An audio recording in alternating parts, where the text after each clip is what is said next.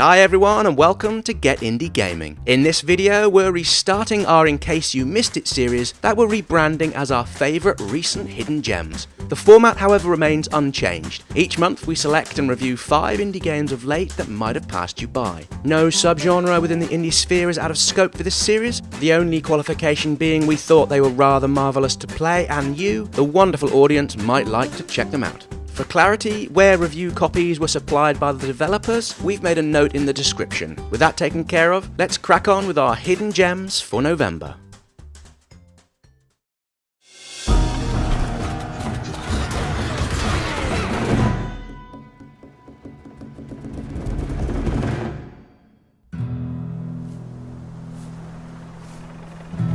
I told my son, we won't work the farm.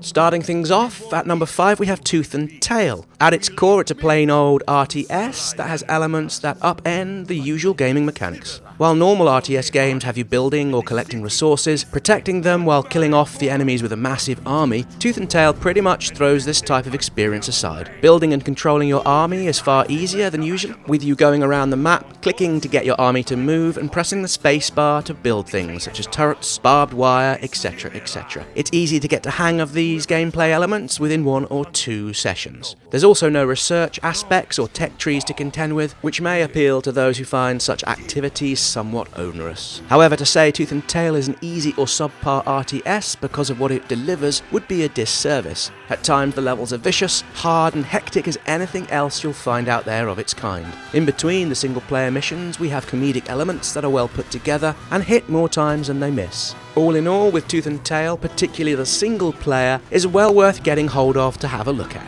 While we haven't touched upon it, the multiplayer option is also a welcome addition that grew on us the more we played. Tooth and Tail came out in September on the PC and PlayStation 4.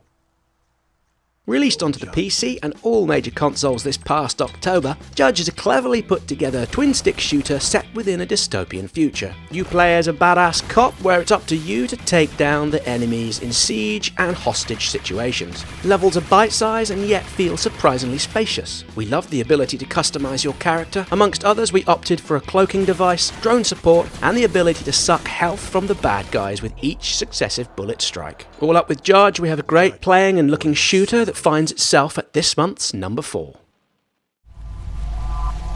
What the heck happened here? Trauma in the conscious mind. The nightmares have come unconfined. They've seized our lands without remorse. We hide in fear behind closed doors. Figment, which takes the number 3 slot for November, popped into the PC and consoles in September. You play as Dusty, a character within a mind where the nightmares have gotten loose and have upset the mind's delicate equilibrium. With a mix of gameplay that features platforming, adventuring, simple combat and at times reasonably complicated puzzles, we found the real high point of the game within its artistry and how the graphical elements so pleasantly interleave with the music. Its score matches areas of the mind you visit, while all wrapped together in a feeling of continuity throughout. For much of the game you're solving puzzles which are varied, fun, and at times we alluded to earlier, surprisingly tricky. Combat when it comes is perfectly functionary, although sometimes aiming is a little bit of a hit and miss affair. Figment is an excellent example of a game that can be played alone or perhaps together with a young family. Credits to the team at Bedtime Digital for putting this surreal impressionist styled game together.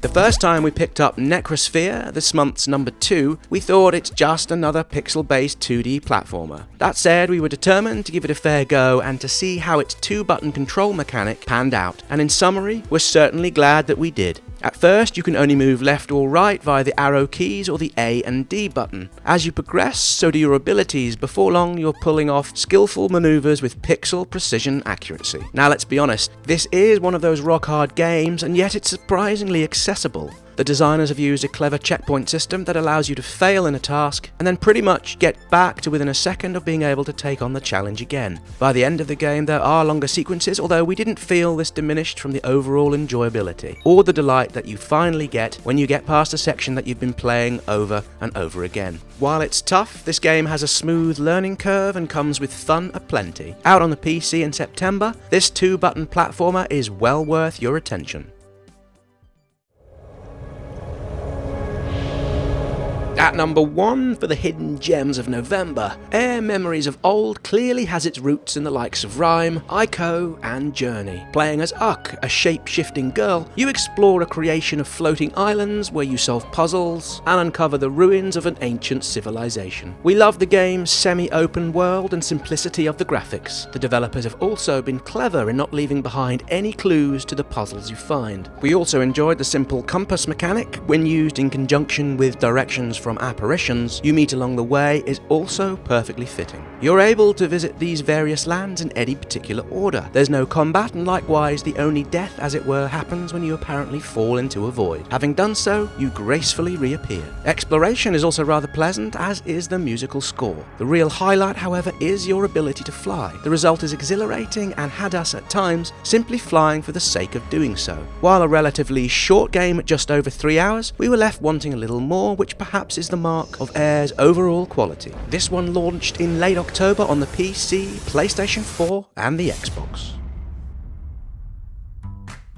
And with that, we're out of time for our last video of the month. If you haven't already seen it, please be sure to check out our Indie Game of the Year review. I'll leave a link for that one in the description and on screen in a few moments. We hope you've liked our choices today. If so, please let us know in the section below. Likewise, if you have any suggestions for games to feature in this series, please drop us a note. Many thanks for popping by, and come back soon for more videos.